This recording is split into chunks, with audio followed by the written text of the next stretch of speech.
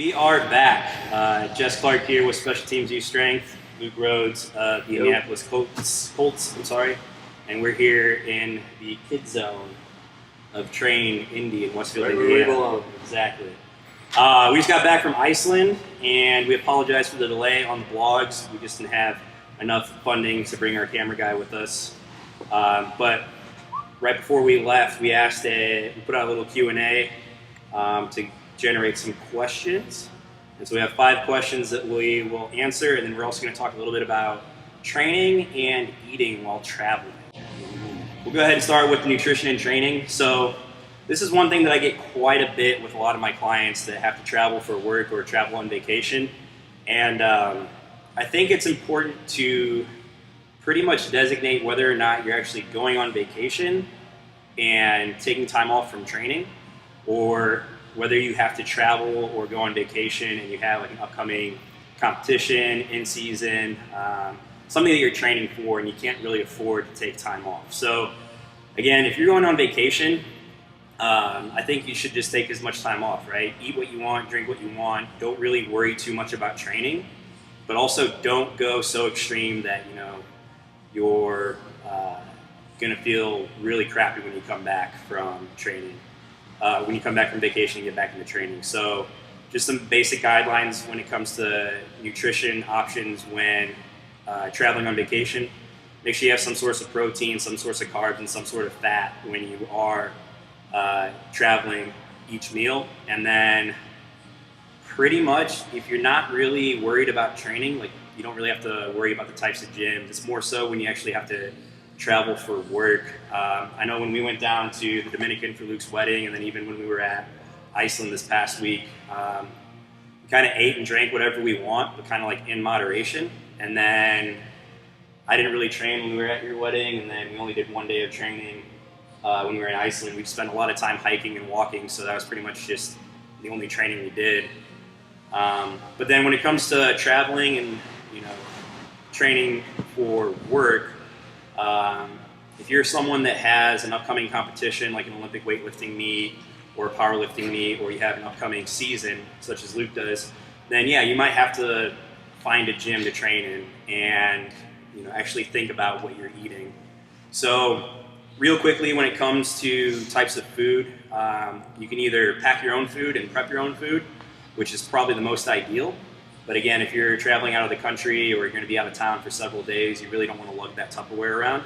So that's where you have to start thinking about eating out, and then also meal prepping when you actually get somewhere. So if you're fortunate enough to get like an Airbnb, most of them have kitchens nowadays where you can actually prep your own food.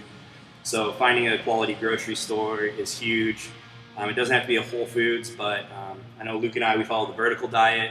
It has very simple, easy to prep, easy to digest foods. You can find red meat anywhere you go. Yeah, it's a lot of ground beef, rice, leafy greens, and fruits. So you can essentially buy those and make it with your Airbnb. We did that one night where we made ground beef, rice, and a whole bunch of like scrambled eggs, and we had that for about 2 meals. We kind of did that because we knew we were going to train, so we wanted to be nutrient efficient when we were planning on training. Yeah, because we had planned to train that morning. So that's huge. If you can actually prep food while you're on vacation, that'd be great. Also, snack ideas. Like if you go to a grocery store and you get like trail mix, beef jerky, dried fruit, rice cakes are great. They're usually low calorie, high carb, so they're great to have before and after training. And then most gas stations now actually have some really healthy food options. So you can find any kind of like protein drink there. You can find Gatorade, sports drinks. You can find hard-boiled eggs. Yeah. You can find nuts. You can find beef jerky, protein bars. So going to a gas station and just having like an idea of what you should be eating is huge. And then also just going out to a restaurant, again, making sure that you have some sort of carbs, some sort of fat, some sort of protein per meal is going to be huge. Look at the menu before you go. You can kind of plan out your meal based on what kind of menu they're going to serve. Yeah, exactly. And that's kind of what we did when we were in Iceland as well, was we were able to, all the menus were posted outside, so we could make an informed decision on whether or not we wanted to go in here or go to the next place. And then even if you go to like a buffet, you can walk around the buffet once or twice, see what there is, so you have ideas of what you can eat and what the quality of food is. And then the last thing we need to talk about when it comes to training and being on the road is the type of gym. All right, so if you are the type of person that just follows like a basic strength training program, really more focused on aesthetics and just general training, sometimes a hotel gym is all you need. Or if you're a member of like an LA Fitness, a Planet Fitness, an Anytime Fitness, like that would be more than enough. If you're more into sports performance and you need Olympic lifting, Olympic bumpers and Olympic barbells, CrossFit gyms are probably going to be your best option. They usually have the most bang for your buck when it comes to equipment, unless you can find an actual sports performance gym. But again, the next thing you need to look into is the type of equipment they have, and then also what the drop-in fees are, because they're everywhere. Yeah, and they're pretty much everywhere, CrossFit gyms. Every country. Country. If you just Google CrossFit, you'll be able to find, at least 5 within your radius, unless you live out in the middle of Wyoming. And if you're from Wyoming, I'm sorry, but it's true. Might just have to get, a log from the side of the road and pick that up and get like your Rocky training on. But going back to fees, if you know you're going to be in one area for an extended amount of time, I would definitely inquire about multiple day drop-in fees. Most drop-in fees are anywhere from $20 to $25. If you're going to like a really, really high volume CrossFit gym, it might be upwards of $30. And then sometimes you can get away with just getting buying a shirt, and that'll be your drop-in fee. But again, if you're going to be there for multiple days, you don't want to spend $50 on 2 days of training. See if you can, get a slight discount, make it $40, $35, whatever you can get. A lot of popular like beach destinations or something will give you a week, because they know most vacations are a week. They'll give you a week pass for $80 or $60 or something. Yeah. And then on top of that, just making sure that you are upfront with the owner and the coaches, asking if you have to come in at a certain time when there's open gym, or if you have to do a class. Sometimes a lot of gyms don't stay open just because they don't have the manpower to do open gym, so you have to actually do a class. That may or may not be beneficial. So doing your research a little bit on what type of gym you're going to and how it's structured is going to be huge. Do you have anything to add to nutrition, travel? Travel it's so hard to stay hydrated, I feel, especially when you're flying. If you have a 10-hour flight, it's hard to stay hydrated, especially up in the air. But planning out your hydration is easy. Always carry a water bottle around. They make all kinds of hydration tablets and powders and any kind of supplement like that, just to keep your hydration, because it's really easy to get dehydrated when you're flying and traveling. You're not even thinking about it. So, when you guys travel with the Colts, do they provide food for you guys on the plane and then after? Yeah, so we'll have food on the plane. All kinds of Pedialytes and waters, and we're pretty fortunate in that aspect. You can kind of get anything you want on our planes, but even in the hotel, there's coolers full of drinks and food, and there's always a snack option available. So, when you guys travel, do they prep your food the day of, or is it kind of like the hotel preps it? Yeah, our nutritionist is coordinating with the hotel kitchen, and they cook the food when we get there for snack and dinner. And then is it pretty flexible where you can go up there and say, hey, I want ground beef, rice, and eggs, or is it?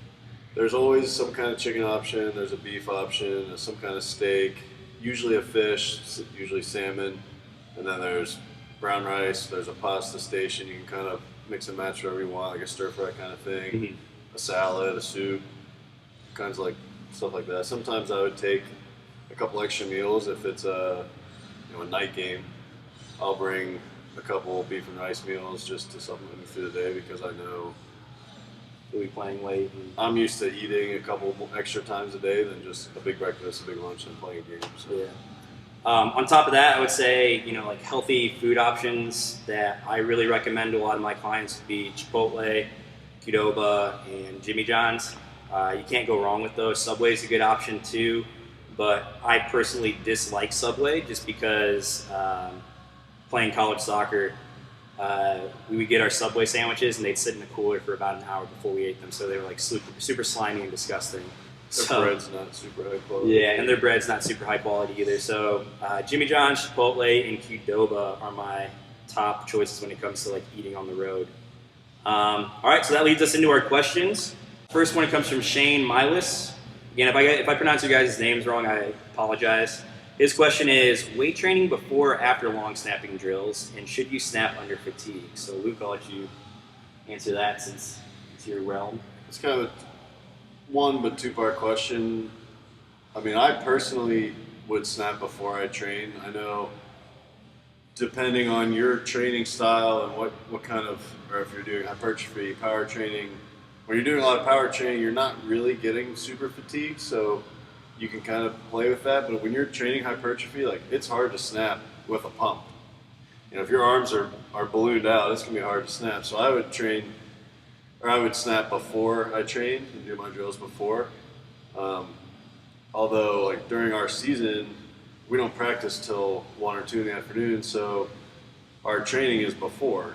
So this is where you got to kind of play around with, communicate with your strength coach and say, hey, and they're really good about it. Obviously, they've been around a long time. Hey, I got to snap later. Can I either lift after or come in early and lift, or kind of play around with the schedule just so that you're recovered by the time you're going out to practice. So for me, it's when I'm training in here, I snap before I do all my training and stuff. But during the season, I have to lift before I go to practice and snap. So communicate with my coach and tell him what I need. And I'm very understanding and lets me kind of play around with the schedule a little bit. And then snapping under fatigue, I think with most anything, you want to do your high skill, high speed movements before any kind of fatiguing activity. So it's the same thing in exercise selection and prescription. Luke's going to do his med ball work and his jumps before he gets under a heavy barbell, just because, again, it's going to be a quicker reaction, or like a quicker contraction.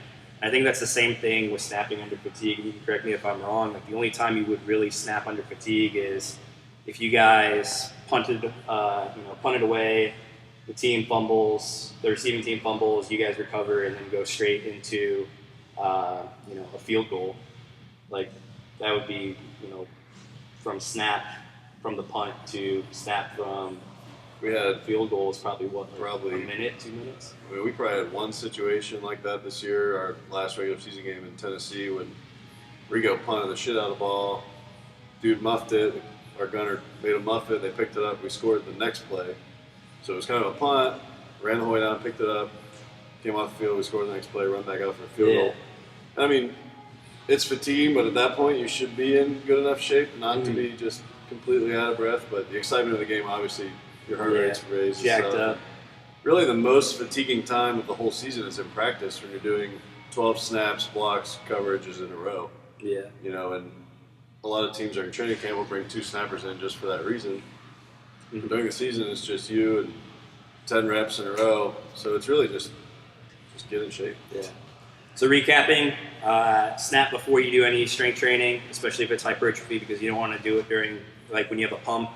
And then you shouldn't really snap under fatigue. You should already be pretty fit.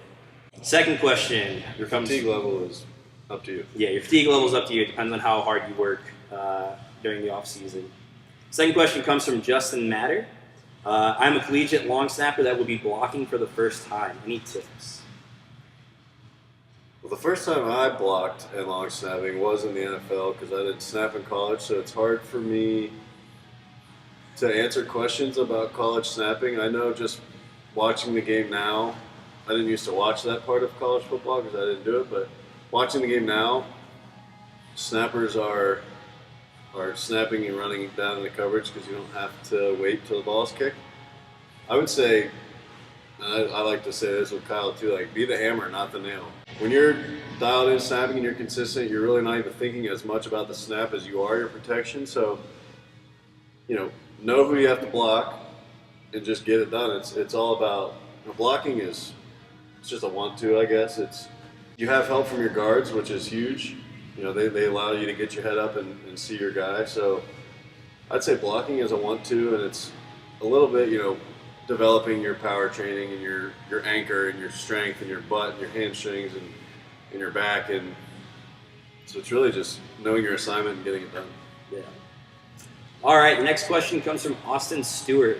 diet plan for an athlete looking to lose weight but put on muscle. So this is something that Luke and I talked about when we first saw this. I think there is a misconception when people ask this question, because people always ask the same question: how do I lose weight but put on muscle? And why would you want to lose weight? Exactly. I don't think it's a question of losing weight. It's more a question of losing fat. And to continue on that thought, when people say they want to tone, it makes me cringe, because leaning out would be the correct term, right? Losing fat. You can't change muscle tone unless you're fatigued, right? Muscle tone is how hard your muscle and how ready your muscle is to perform an action. And if usually you lose muscle tone when, one, you stop weight training, or two, you're so overtrained that like you just don't have any nutrient stores in that muscle. So a diet plan for an athlete looking to lose fat but maintain muscle would be something that's high protein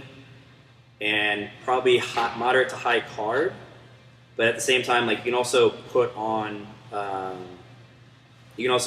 have like a high fat diet as well.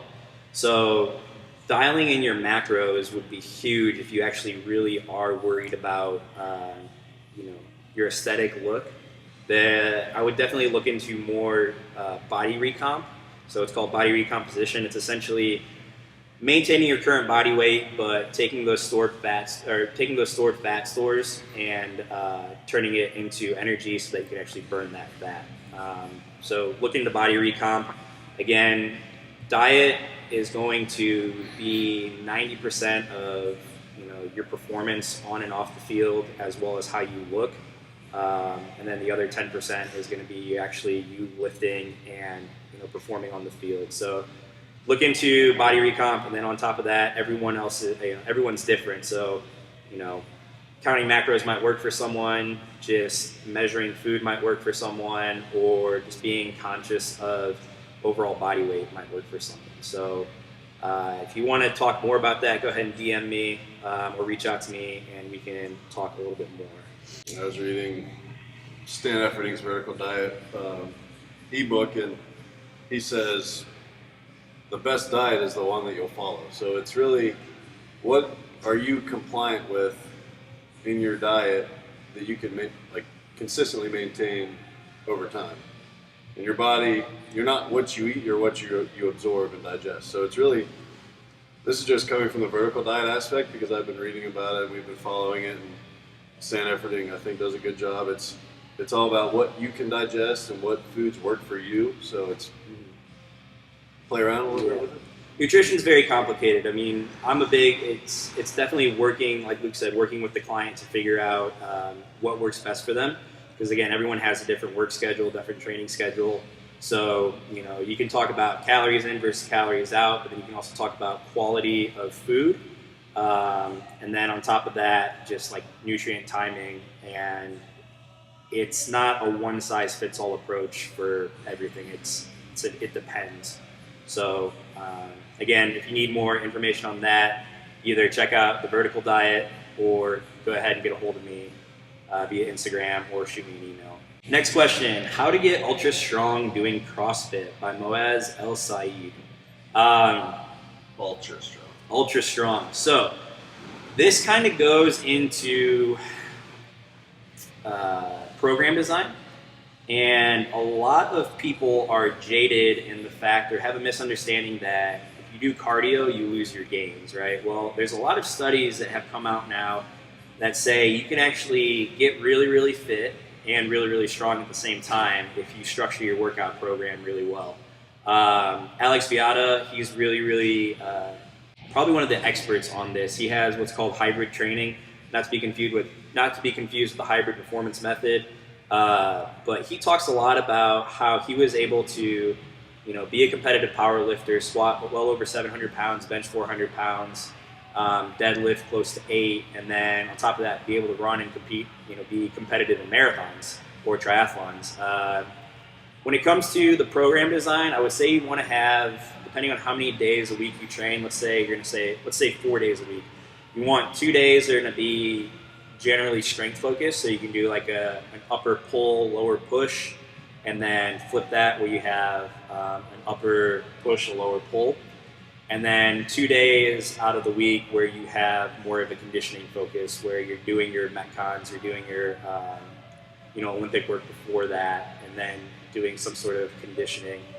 To get ultra fit in CrossFit, I would say you need to make things aerobic. That's essentially the goal that we do with all our training sessions with Luke and I is, can we make our work sustainable? And then on top of that, can we maintain that for a high output? So if we're doing like 100 wall balls, like this is, take the CrossFit Metcon Karen, which is 150 wall balls for time. If you increase your overall 1 rep front squat and then make your wall ball super aerobic where you can breathe the whole entire time, 150 is gonna feel super easy because you're gonna be able to breathe the whole entire time. And on top of that, that wall ball is going to feel light if you have a really, really heavy front squat. So I think it comes down more so to program design, making sure that your conditioning and your strength training are far enough apart if you're doing them on the same day, or structuring out your week so that you have a strength day, a conditioning day, a strength day, a conditioning day. And that doesn't mean you can't do conditioning on your strength days. I would just not make it super taxing, super aerobic. You have anything to add to that? I mean,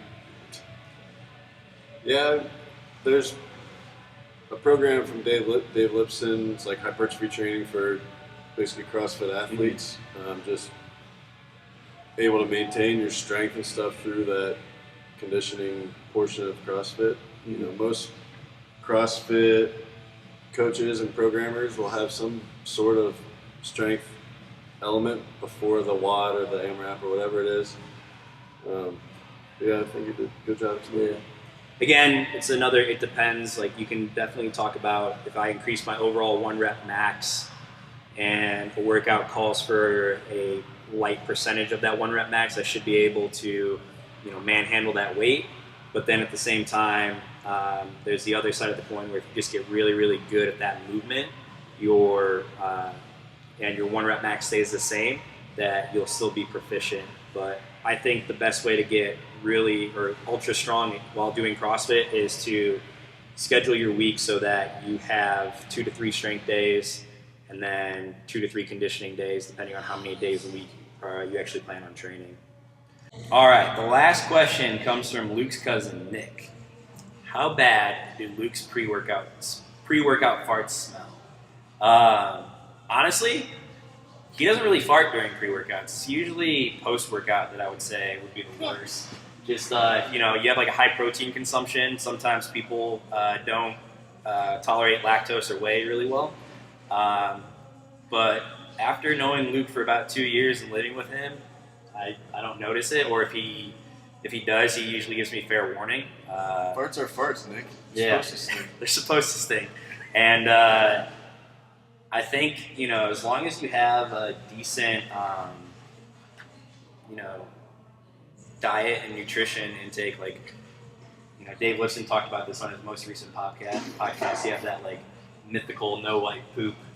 If you're the ghost poop, where, it's so clean and it's just perfect, you don't have to wipe. So, I think the way that Luke eats and the way that he trains and, takes care of his body, like, he sets himself up for not only success on and off the field, but also internally. So, again, if you guys have any more questions, don't hesitate to reach out. We're definitely going to try and do more of these questions. Hopefully we get a little bit more participation. But again, if we don't directly answer your question, if you do reach out to us, we will probably save it. So, until next time. It's time to train, guys. Time to train.